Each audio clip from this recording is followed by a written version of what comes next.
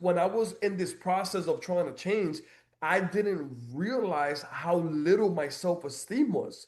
I always needed validation. I was so insecure that I would literally persuade people to be in my life and give me their time. That's how crazy it was.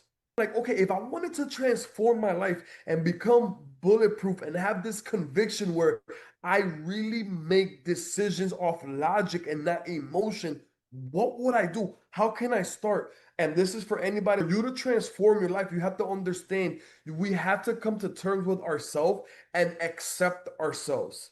A lot of people say, I can accept myself, but they're willing to accept what's convenient and not what's real. Mm. Let's accept the good, the bad, and most importantly, the ugly. Because once you can truly accept every part of you, your skeletons, your traumas, your bullshit, now you're no longer craving for the world to accept you.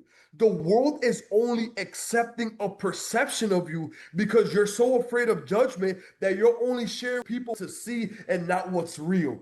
So Mm. once you're able to be accepted, you're no longer afraid. And when you're no longer afraid, you can build relationships off of real and not need. Once you can get to that, now your experience becomes different. Accepting ourselves is the first good, the bad, the ugly. How can I learn to respect myself?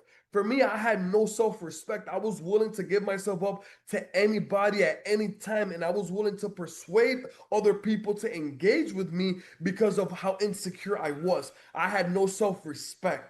So I'm like, okay, self-respect is having the ability and the discipline to say no with no explanation and having a boundary that's no longer negotiable.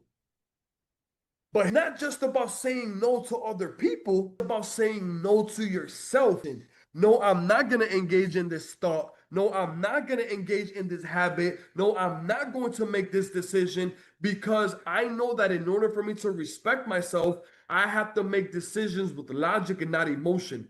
Watch this. Our emotions are directly tied to our past.